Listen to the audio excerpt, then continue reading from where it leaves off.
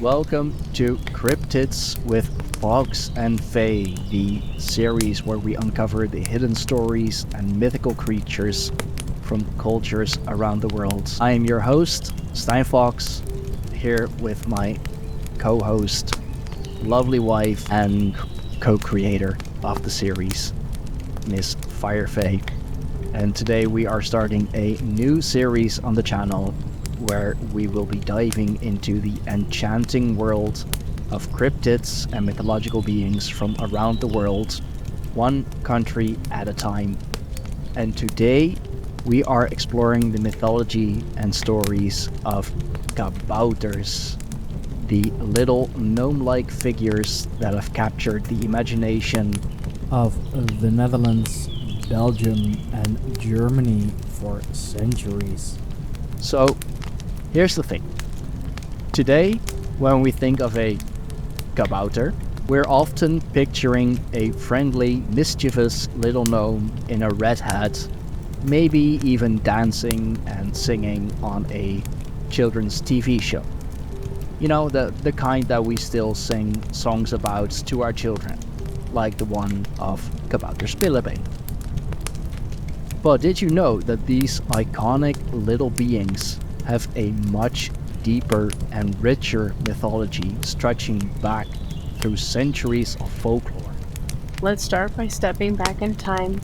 The kabouter is a gnome-like creature in Dutch folklore.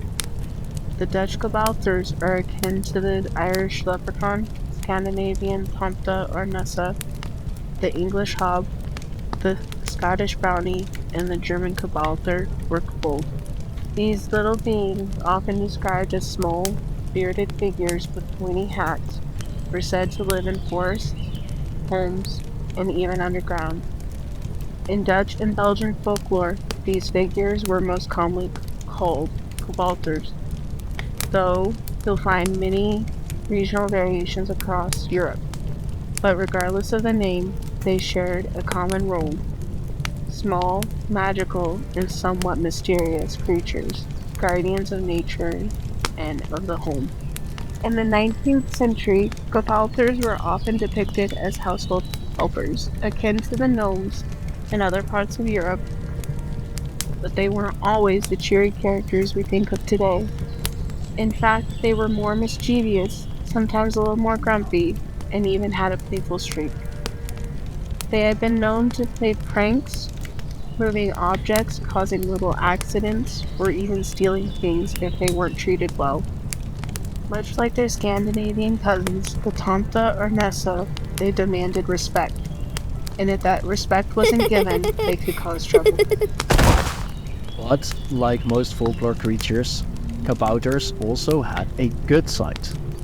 If you treated them with kindness, they would help around the house, looking after the animals, taking care of chores, or even bringing good fortune.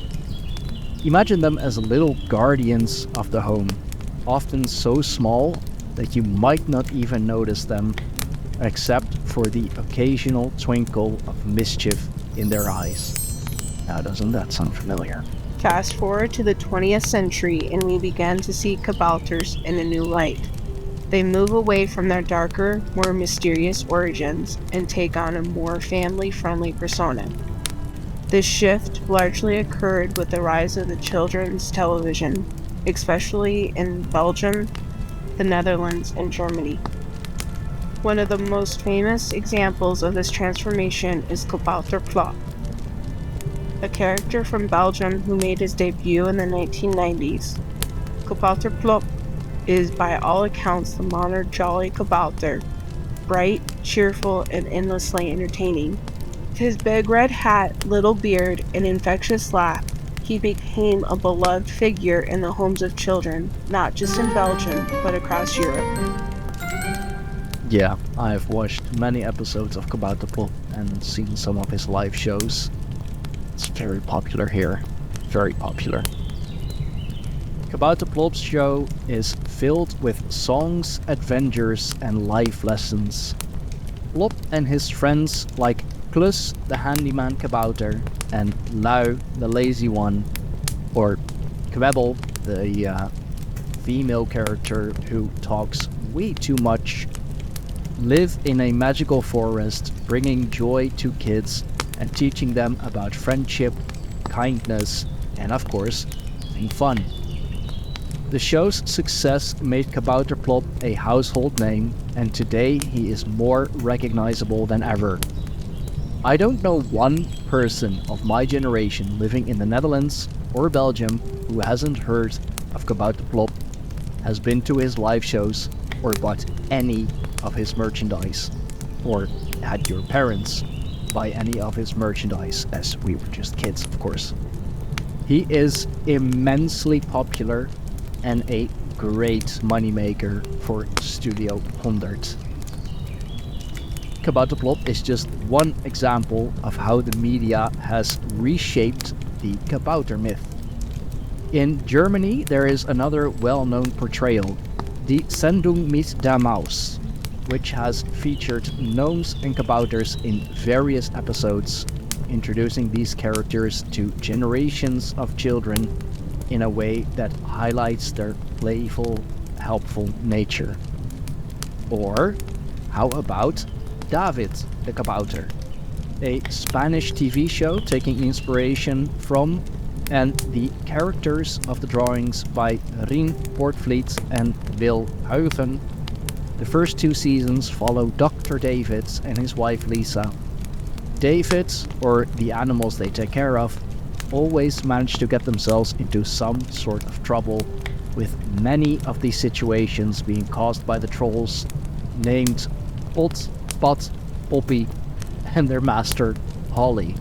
Yes, they are ridiculous names, but they are supposed to be, because they're the bad guys. The Dutch translation of this series aired in the Netherlands and Belgium from 1988, with reruns of the show airing in 2011 and 2021, exposing the new generations to the stories of David as well.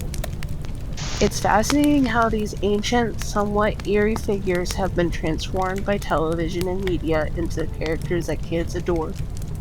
What started as a small, sometimes mischievous being who could be a bit of a trickster has become a symbol of fun and adventure for young audiences today.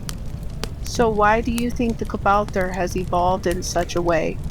Why has media, especially television, taken these folkloric figures and turned them into such happy, wholesome characters? Well, I think it has something to do with our changing relationship with myth and folklore. As societies became more urbanized and disconnected from nature, we began to see mythical creatures like the kabouter as symbols of the simpler, more joyful aspects of life. Things like community, nature, and imagination. Modern-day depictions of kabouters reflect those values, making them less threatening and more fun for kids today. But it's not just TV shows that have kept the kabouter alive. You can still find them in popular culture today, in decorations for festivals, like here in the Bollenstreek, the Flowerball region. At time of recording this, it is Carnival. You can see depictions of kabouters and kabouter-like beings everywhere. You can see them in books, and even as the mascots of certain stores or companies. Kabouters are still seen as symbols of good luck and whimsy, and they continue to embody a magical, carefree spirit that kids and adults alike can appreciate. So whether you first encountered a kabouter on a children's show or through a well-loved book, one thing is for certain: these little gnome-like figures have made their way into the hearts and minds of many. What started as a figure of folklore, a mischievous sprite with a bit of a temper, has evolved into a warm and playful character, full of magic, joy, and timeless appeal. And as we move further into the 21st century, it's exciting to think about how the mythology of the kabouter will continue to evolve. Who knows? Maybe the next generation will find kabouters in entirely new forms, thanks to the magic of modern media. Be sure to tune in next time as we uncover more legends from around the world. Until then, take care and remember to leave a little porridge out. And maybe something shiny. You never know when a kabouter might be near. Well, thanks so much for joining myself and Firefay through this journey of the folklore and media evolution of the kabouter. We hope you've enjoyed learning about these little magical beings and how they've enchanted audiences for centuries.